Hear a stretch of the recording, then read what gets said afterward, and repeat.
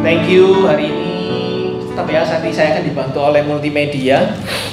Hari ini temanya bertahan dalam ujian. Oke? Nah sebenarnya kalau boleh disebut ya teman-teman, kalau boleh disebut sekolah ini kan, kehidupan ini kan kayak sekolah ya. Bahkan ada yang bilang itu school of life, ya kan? Jadi kalau di sekolah belajarnya tiap hari, ujiannya kadang mendadak, betul ya? Sama kita juga gitu kan, tiap hari life must go on. Seringkali ujian datangnya mendadak ya. Kalau kita ngomong ujian malam hari ini jangan dipikir yang berat-berat ya. Ujian permasalahan, ujian mungkin pergumulan sakit penyakit segala macam. Jangan dipikir sampai yang terlalu berat itu saudara. Yang paling basic pun kita juga misalnya ngalami yang namanya ujian saudara ya. Jadi dan ujian itu bisa datang melalui apa saja.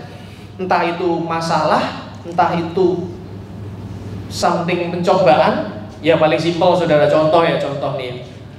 Saya pernah di kantor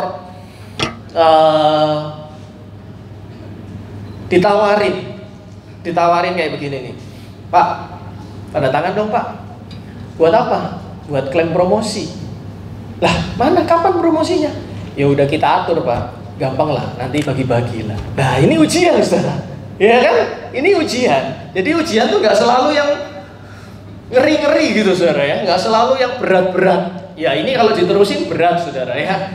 Jadi forget it, lupakan. Sudah, nggak ada ceritanya model seperti itu. Atau mungkin sebaliknya saudara, mungkin ya. Kebanyakan dari kita di sini profesional, bekerja di dunia profesional. Kadang ujiannya muncul, ada gesekan sama atasan ya. Kadang kita dalam posisi yang terjepit, terpojok ya. Jadi berbagai macam hal seringkali menjadi sebuah ujian bagi kita. Nah, secara naluri manusia saat menghadapi berbagai macam ujian, kita itu pengennya menghindar, pasti loh ya. Pasti, namanya ujian kan biasanya dalam tanda kutip pasti banyak nggak enaknya. Otomatis seringkali nalurinya manusia pengen menghindar. Atau yang kedua, pengen diselesaikan secepat mungkin. Sehingga seringkali cari jalan tikus ya, cari jalan pintas, menghalalkan macam-macam. Ini gray area mana terabas semua, yang penting cepat selesai. Nah, ini kontradiktif sama yang akan kita bahas malam hari ini. Di saat nalurinya manusia pengen cepet-cepet keluar, cepet-cepet cari jalan pintas, hari ini malah bahasnya malah disuruh stay, malah disuruh bertahan di dalam ujian. Agak-agak nyambung gitu ya. Tapi coba nanti kita lihat saudara, ada sebuah fakta ya, ini fakta kalau kita renungkan, kita juga akan kepikir ke arah sini, bahwa kecenderungan semua manusia, semua orang ketika dalam posisi yang kejepit ya, terpojok, hal pertama yang paling dilakukan adalah cari selamat sendiri, saudara. Benar? Ya, kalau kita di posisi kejepit ke pojok, nalurinya yang pertama kali muncul adalah cari selamat sendiri. Sehingga itu mendorong kita jadi orang yang saat itu akan menjadi orang yang egois, akan jadi orang yang self-centris, mikirin diri sendiri, semuanya buat kita. Contoh yang paling simpel. Saat kondisi contoh nih ya, kejepit secara finansial, saudara. Lagi ngepres, duitnya lagi ngepres.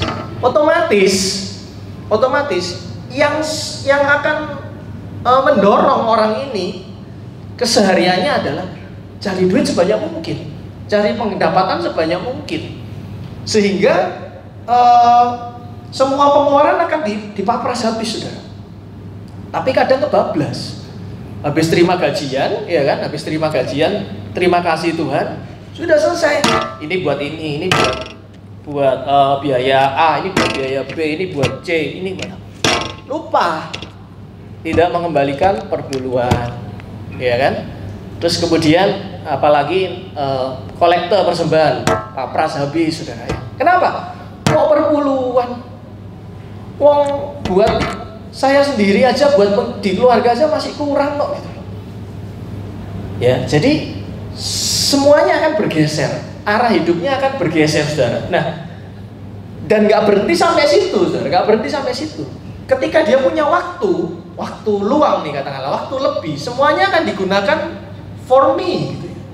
This is my time, istilah sekarangnya me time, ya. Jadi nggak ada lagi yang namanya nabur waktu buat paling sederhana ya, buat berdoa. Daripada gua berdoa, lebih baik gua cari tambahan income. Nggak ada lagi waktu buat mungkin pergi ke Komsel. Kenapa? Daripada ini, mending saya cari side job. Nggak ada waktu lagi yang ditabur buat misalnya melayani as a volunteer di gereja ataupun dimanapun, bantu. Nggak logis. Kenapa? Ya lebih baik saya tak cari hal yang lain aja yang bisa lebih menghasilkan. Jadi semua pandangan hidupnya akan berubah, saudara, ke arah tadi ego atau self-centris. Jadi semua didedikasikan buat dirinya sendiri, saudara. Ada sebuah pembelajaran, saudara, ya. Ada satu tempat di muka bumi ini, tempatnya itu yang kalau kita di tracing, kalau kita lihat secara geografis, tempatnya itu tempat yang paling rendah di muka bumi ini, saudara. Kalau di Alkitab itu namanya adalah Laut Asin. Ya, kalau baca Alkitab pasti pernah di Perjanjian Lama terutama ya, akan ada yang namanya Laut Asin. Oke? Nah, kalau di era sekarang Laut Asin ini ada lagi sebutannya. Itu namanya Laut Mati, Dead Sea, ya. Jadi tempat ini ada di perbatasan, saudara, ya. Dia ada di Israel, ada di Palestina, ada di Yordania. Jadi dia di tengah-tengahnya. Nah, Laut Mati ini secara geografis dia adalah permukaan yang paling rendah di muka bumi ini, saudara. Jadi dia banyak menjadi namanya muara, ya, banyak muara. Semua masuk ke tempatnya laut ini. Nah, laut ini kenapa, saudara, namanya Laut Asin? Karena memang kandungan garamnya itu tinggi sekali, saudara. Kalau di laut biasa ya kita temui sehari-hari itu kandungan garamnya 3-4%. Di Laut Mati ini kandungan garamnya lebih dari 30%. Sehingga fun fact-nya ya, jadi sesuatu yang menariknya adalah ketika manusia masuk di laut itu, nyemplung di situ, dia nggak bisa tenggelam, saudara. Ya, kalau Anda googling nanti tulis Laut Mati gitu ya, Dead Sea. Kalian akan lihat, saudara, banyak orang bisa mengapung di situ, tidur-tiduran gini sambil baca koran. Gak tenggelam. Amazing ya, gak tenggelam. Itu fun fact-nya, saudara, ya. Tapi ada bad news-nya juga. Bad news-nya apa? Tidak ada satu ikan atau satu makhluk hidup yang lain yang bisa hidup di Laut Mati ini, saudara. Kenapa? Karena kandungan garamnya tinggi sekali. Gak ada yang bisa bertahan hidup. Satu organisme pun gak ada yang bisa hidup di situ. Gak ada yang bisa hidup sama sekali. Nah, kalau dipelajari usut punya usut, kenapa ini laut bisa kandungan garamnya tinggi sekali? Karena dia nggak punya tempat untuk nyalurkan, saudara. Semua dia cuma terima muara dari berbagai macam sungai dan aliran air yang lain, tapi dia nggak ada tempat menyalurkan, sehingga airnya menguap cuma dari panas matahari aja, sehingga kandungan garamnya tinggi sekali, saudara. Nah, sama dengan kekristenan kita, saudara. Ketika kita hanya bermodalkan atau pola pikirnya seperti tadi, hanya mau menerima saja, saudara. Hanya ego, memikirkan egosentris kita sendiri. Pola hidupnya cuman me dan me terus gitu ya. Maka tidak akan ada orang-orang di sekitarmu yang akan terberkati. Tidak akan ada satu kehidupan yang muncul dari hidupnya kamu, saudara. Tidak akan bisa memberkati kemanapun, saudara. Karena apa? Fokusnya hanya muaranya cuma diri kita sendiri, saudara. Tidak ada yang disalurkan keluar. Sama tadi kayak Laut Mati tadi, saudara. Semua muara masuknya ke laut itu, sehingga nggak ada yang keluar sama sekali. Akibatnya tidak ada satu organisme pun yang hidup. Beda sama yang di Taman Eden, saudara, ya kan? Airnya mengalir kemanapun. Airnya yang mengalir itu kemanapun dia mengalir, semuanya tumbuh, subur, memberkati. Nah, itu visinya Bipro, saudara, ya kan? Nah, ini yang kita bisa pelajari, saudara. Jadi pembelajaran ini kalau kita hanya menerima, kita tidak akan bisa ada kehidupan di dalamnya, saudara. Termasuk kita sendiri pun, saudara. Kita sendiri pun akan merasa bahwa apa ya hidupku kok kayak gini ya gitu. Karena itu, saudara, Nggak ada satupun yang bisa hidup kalau kita tidak pernah menyalurkan, saudara. Kita fokusnya cuma terima, dan terima terus, saudara. Nah, sebenarnya kekristenan sudah menyadari itu, saudara, ya. Tuhan kita sudah mewahyukan itu dalam Alkitab, saudara, bahwa prinsip hidup orang Kristen, orang percaya adalah menabur. Benar? Kalau ngomong menabur jangan identiknya dengan money, ya. Fulus, duit. No. Menabur itu bisa banyak hal, saudara, ya. Jadi di Amsal 11 ayat 24 dikatakan ada yang menyebar harta tapi bertambah kaya. Ada yang menghemat luar biasa namun selalu kekurangan. Nah, ini agak tricky, saudara, ya. Menghemat kok malah kekurangan, ya. Usut punya usut, ini menghematnya bukan menghemat yang benar, saudara. Ini menghematnya hemat yang salah. Ya, kalau kita pelajari di lebih dalam lagi, ini hemat yang dimaksud ini adalah stingy atau pelit. Bahkan sampai greedy atau rakus, serakah, semuanya buat dirinya sendiri. Nah, ini hemat yang keliru. Nah, kalau yang hemat yang benar gimana? Nah, kalau hemat yang benar, saudara datang minggu depan ke Bipro, saudara, ya. Minggu depan kita ada talk show sama narasumbernya Pak Juhono Sudirgo. Kita bahas tentang frugal living, saudara. Financial plan ala rumah Kristus. Ya, ini jadi malah iklan, ya. Ini wabahnya ada spoilernya, ya. Jadi kita belajar sama-sama gimana caranya kita menata finansial kita, saudara. Hematnya yang benar gimana? Kita belajar minggu depan. Ada mini workshopnya, saudara, ya. Jadi tolong jangan lupa bawa alat tulis. Jangan lupa bawa alat tulis, saudara, ya. Nanti kita akan ada mini workshopnya. Ada yang namanya nanti kita punya lifestyle mapping. Wah, nanti di cross check tuh lifestyle-nya kita bener nggak? Ada nanti yang kita ada financial plan-nya ala rumah Kristus. Oh, gimana cara bikin budgetingnya, ya? Jadi don't forget bring your stationery, ya. Jangan lupa bawa bolpen, ya. Nanti kalau kuesioner segala macam kita yang provide dari sini. Oke? Nah, sekarang kita kembali ke ujian, saudara. Bertahan dalam ujian. Nah, malam hari ini kita mau belajar dari kitab Yakobus, saudara, ya. Yakobus 1, 2 sampai 4. Ya, saya tandemkan versinya Indonesia Terjemahan Baru dengan versi The Message, ya. Untuk pembelajarannya kita bisa dapat lebih lengkap, saudara, ya. Yakobus 1 ayat 2, kita mulai ayat by ayat, saudara. Saudara-saudaraku, anggaplah sebagai suatu kebahagiaan apabila kamu jatuh ke dalam berbagai-bagai pencobaan. Ada yang janggal, ya. Consider it a sheer gift, my friend, when tests and challenge come at you from all sides. Ini gimana caranya kalau mau masuk ke ujian, pencobaan, kok disuruh nganggap sebagai satu kebahagiaan? Ya, gimana caranya? Kok nggak nyambung, ya, nggak ngeh, ya, gitu, ya. Jadi kalau kita highlight kata anggaplah, saudara, ya, kita stop sampai di situ dulu. Anggaplah. Kalau in Englishnya bilang consider, pertimbangkanlah.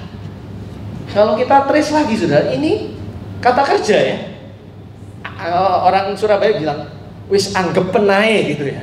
Itu kan gimana kita memfokuskan, merubah fokus sudut pandangnya kita menjadi untuk menilai, mempertimbangkan sebuah kondisi yang ada di depan kita, saudara, ya. Jadi bahwa pada saat kita ada dalam sebuah kondisi yang gak baik, yang gak sesuai sama yang ada di pikirannya kita, jangan langsung pikiran kita auto negatif, ya. Aduh, cilokok ini, aduh, masalah.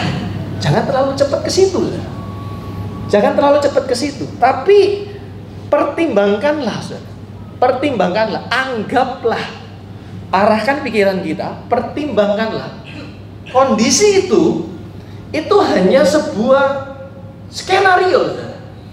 Hanya sebuah media, hanya sebuah alat yang Tuhan akan pakai untuk memproses yang namanya karakternya kita menjadi seperti yang Tuhan mau, saudara. Bulan lalu masih ingat belajar tentang Yusuf? Baik dan benar saja nggak cukup. Yusuf harus berurusan dengan Tuhan sampai karakternya. Padahal Yusuf itu orang yang baik, orang yang taat. Tuhan selalu urusan sama karakternya kita, saudara. Ya, jadi menganggap perang dulu di pikiran, saudara. Ini mental blocking, saudara. anggaplah, consider it, pertimbanganlah segala sesuatu yang mungkin secara kasat mata kita lihat itu, waduh ini masalah ini. Jangan anggap itu masalahnya, saudara. Anggaplah itu sebagai suatu, wah ini pasti ada maksudnya Tuhan nih. Kenapa saya diizinkan ngalami ini? Ini pasti ada something yang Tuhan mau ubah dari hidup saya. Jadi memang butuh peperangan di pikiran kita. Memang butuh usaha untuk mengarahkan pikirannya kita. Ingat, ini kata kerja, saudara. Jadi emang nggak gampang, butuh latihan, saudara ya. Butuh latihan. Kita lanjut ayat yang ketiga. Sebab kamu tahu bahwa ujian terhadap imanmu menghasilkan ketekunan. Saya tertarik sampai kata-kata yang pertama dulu, saudara. Sebab kamu tahu. Ya, jadi pada bagian ini dituliskan sebab kamu tahu. Ini masih lanjut dari ayat yang kedua, saudara ya. Di sini kita bisa merasa tadi, saudara, agak legowo, agak plong. Sebab apa? Sebab kita tahu, saudara. Sebab kita tahu bahwa yang namanya ujian itu adalah toolsnya Tuhan, saudara. Itu adalah alatnya Tuhan, saudara. Ya, ketika kita didiagnosa, ada diagnosa misalnya, kita atau keluarga kita kena diagnosa satu penyakit yang berat, saudara. Ngarahkan pikiran kita itu, aduh ini penyakit. Tapi percayalah, itu cuma it's a wrap, saudara. Itu bungkusnya. Isi di dalamnya sebenarnya bukan penyakitnya. Masa Tuhan mau kasih penyakit gitu? Masa Tuhan merencanakan hal yang nggak baik? Nah, padahal di firman Tuhan juga bilang, Roma 8:28, kita tahu sekarang bahwa Allah turut bekerja dalam segala sesuatu, termasuk ujian. Jadi di poin ini kita tahu sekarang, pertimbangkan itu benar-benar ada di pikirannya kita, saudara. Bahwa sebab kamu tahu bahwa ujian, ya, sebab kamu tahu bahwa ujian menghasilkan ketekunan. You know that under pressure, ya, ini ujian yang bawa under pressure. Your faith life is forced into the open. Kehidupan imannya kita, perjalanannya kita dari lahir sampai sekarang, ini kan journey ya, panjang ya. Kita percaya mungkin nggak dari lahir, mungkin setelah umur 20 tahun baru kenal Tuhan, percaya. Sampai hari ini, contohnya umur 27 tahun, sudah 7 tahun percaya sama Tuhan, sudah 7 tahun faith life kita force into the open, dibuka, saudara. Kehidupan 7 tahun itu dibuka, saudara, and show its true colors, dan ditunjukkan warna aslinya. Nah, yang menarik di sini, saudara, ada 2 perbandingan, saudara ya. Kalau di versi Indonesianya, mereka menggunakan, kalau kita ngomong bahasa Indonesia, ini kalimat tertutup. Kenapa? Karena nggak ada pilihannya. Ujian terhadap iman menghasilkan ketekunan. Selesai. Statement one on one. Ujian menghasilkan ketekunan, ya. Ujian menghasilkan ketekunan. Satu musuh satu, saudara. Oke? Tapi di versi The Message dibilang under pressure your faith life is forced and show true colors. Ketika kita under pressure, ketika kita dalam ujian, imannya dibuka, ketemulah true colors-nya, saudara. Warna aslinya kelihatan. Nah, warna aslinya di sini, ini kan kalimat terbuka, saudara. Bisa positif, bisa negatif. Bisa warnanya imannya bagus, bisa warnanya imannya nggak kuat, saudara. Bisa kelihatan warnanya komitmennya bagus, bisa kelihatan warna komitmennya nggak bagus. Bisa kelihatan warnanya dia pilih yang sesuai dengan firman Tuhan. Bisa lagi warnanya yang abu-abu, dia tidak sesuai dengan firman Tuhan. Jadi ada 2 perbandingan, saudara. Ini dua-duanya nggak ada yang salah ya. Alkitab nggak pernah salah, saudara ya. Ini cuma 2 pembelajaran, saudara, ditandemkan. Satu melihat di sudut pandangnya, iman itu menghasilkan ujian, itu menghasilkan ketekunan. Yang satunya, ujian itu akan buka karaktermu yang sesungguhnya. Your true colors will reveal gitu. bakal keluar, saudara. Jadi berarti di balik segala persoalan yang kita hadapi itu ada tujuannya, saudara. Dan itu akan show our true color, saudara. Itu akan keluar warna kita yang sesungguhnya, saudara. Idealnya memang ujian menghasilkan ketukunan, saudara. Tapi di kondisi lain, ujian akan memunculkan warna kita yang sesungguhnya. Jadi kelihatan. Ini sebabnya mengapa kita perlu bertahan dalam yang namanya ujian. Hal pertama adalah ujian mengerjakan purpose Allah dalam hidup kita. Seperti tadi, dalam kondisi tertekan, semua yang namanya topeng, kepalsuan, kemunafikan, semuanya akan dibuka keluar, saudara. Semua akan dibuka keluar. Tapi ini untuk kebaikannya kita. Kenapa? Karena kita akan tahu our faith life tadi. Contoh tadi ya, umur 20 baru kenal Tuhan, sampai 27 dia usia sekarang, ada 7 tahun perjalanan imannya. Itu ditunjukkan sama Tuhan keluar. Ini loh 7 tahunmu. Ini loh 7 tahunmu mengenal firman. Dengan ujian seperti ini loh kelihatan. Jadi kelihatan, entah itu baik, entah itu buruk, yang penting kelihatan dulu, kita sadar dulu. Dan ketika kita sadar, kita jadi tahu, oh alah iya Tuhan, ternyata saya belum setangguh itu Tuhan. Ternyata masih ada yang harus saya rubah. Ternyata saya itu masih egois Tuhan, saya harus taruh Tuhan. Ternyata saya itu gampang emosi Tuhan. Ternyata saya itu gampang kepancing Tuhan. Jadi ketika kita ngerti itu, ketika warna asli kita keluar, saudara, kita menyadari bagaimana kondisinya kita dan bagaimana kita berubah seperti apa yang Tuhan mau, saudara. Jadi mengapa kita bertahan dalam ujian? Kok nggak cepet-cepet lari aja? Karena sabar, saudara. Karena ujian mengerjakan sebuah purpose Allah dalam hidup kita. Akan dibuka semuanya sehingga kita tahu apa yang sebenarnya perlu kita taruh, apa yang sebenarnya perlu kita rubah supaya kita jadi bejananya yang sesuai dengan kehendak Tuhan. Lanjut ayat yang keempat. Dan biarkanlah ketekunan itu memperoleh buah yang matang, supaya kamu menjadi sempurna dan utuh dan tak kekurangan suatu apapun. So, don't try to get out of anything prematurely.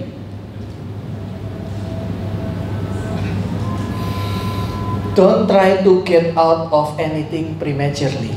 Saudara, DNA-nya kita, saudara, itu DNA sebuah proses, saudara. Semua orang itu pasti pengen cepat keluar, saudara, dari pergumulan yang dihadapi, ya. Jadi hidup dalam sebuah kondisi atau pergumulan itu memang gak nyaman sekali, saudara, ya. Tutup mata, tidur, besok pagi masalahnya masih ada, masih sama. Gak enak banget, saudara. Pergumulan tuh gak enak. Kalau Anda sedang saat ini, hari-hari ini sedang berdoa untuk suatu hal, bergumul, saudara, terutama ya, mungkin ada masalah-masalah besar segala macam. Gak enak kan? Pasti gak enak karena ngambang gitu. Besok masih begitu lagi, lusa masih begitu lagi, bulan depan masih begitu. Gak enak. Hidup dalam pergumulan itu memang gak nyaman, saudara. Cuman ingat, saudara, bahwa DNA-nya kita itu DNA proses. Maksudnya gimana? Dari awal proses kelahiran manusia, ya, itulah kenapa bayi itu ada di dalam kandungan 9 bulan, saudara. Itu sudah dari awal DNA-nya memang butuh proses, saudara. Nggak bisa bayi itu instan ya, kayak kita bikin mie instan gitu ya, 3 menit jadi gitu, nggak ada, saudara ya. Butuh yang namanya proses. Ada DNA-nya kita itu DNA proses, saudara. Dan kalau malah bayi itu lahirnya duluan, istilah kedokterannya prematur, itu resikonya malah bahaya. Ada banyak resikonya, saudara. Jadi apa yang lahir prematur itu malah nggak baik, saudara. Demikian juga kita, saudara. Mental prematurnya kita ini loh yang harus setiap hari harus dirubah, setiap hari harus diperbarui. Karena mentalnya kita semakin kesini, itu mentalnya kita semakin prematur, ya. Generasi zaman sekarang itu sebutannya apa ya? Generasi micin ya. Bukan, saudara ya. Sebutannya generasi instan, saudara. Semuanya minta instan. Mau makan tinggal pencet, datang, mager, ya kan? Mau beli apa, pencet, mager soalnya, saudara, ya. Termasuk ngaruh, saudara, ke setiap ngalami permasalahan, setiap ini nggak mau proses, mau langsung hasil result. Tidak menghargai hukum proses. Padahal ternyata DNA-nya kita pun DNA-nya adalah DNA proses, saudara. Jadi mengapa kita harus bertahan dalam ujian? Hal yang kedua adalah ujian itu membentuk mental prematur menjadi matur atau dewasa.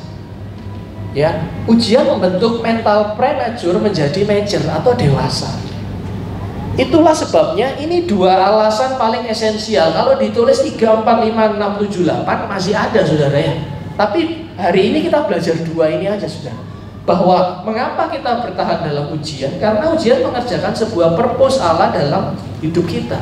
Dan yang kedua adalah ujian membentuk mental prematur kita menjadi mature, menjadi dewasa. Ini, saudara, banyak ayat di Alkitab itu yang refer to bahwa manusia, bahwa kita orang ini adalah punya DNA-nya DNA proses, saudara. Gak bisa instan. Ya, Matius 6 ayat 34, sebab itu jangan kamu khawatir akan hari esok. Hari ini punya kesusahannya sendiri. Kesusahan sehari cukup sehari. Artinya apa, saudara?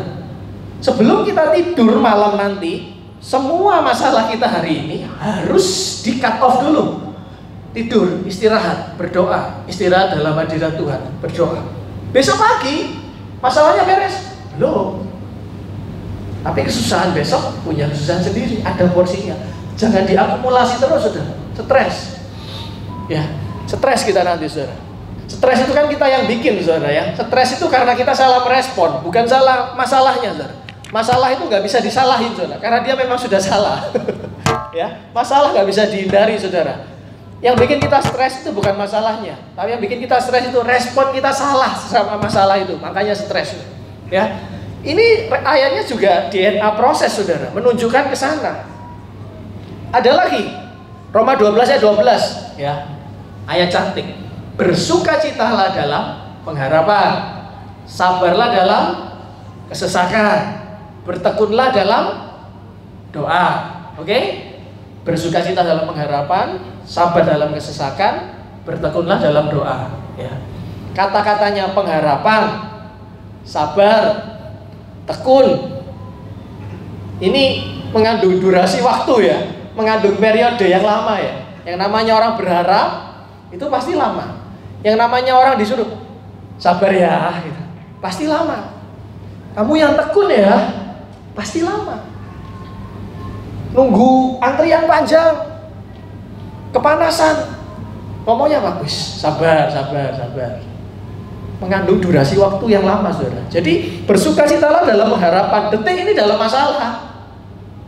Yang namanya pengharapan, ya, detik ini kita tahu bahwa kita masih berharap sama Tuhan. Masalahnya kita pasti ada expirednya, ya kan? Karena itu dibilang sabarlah dalam kesesakan.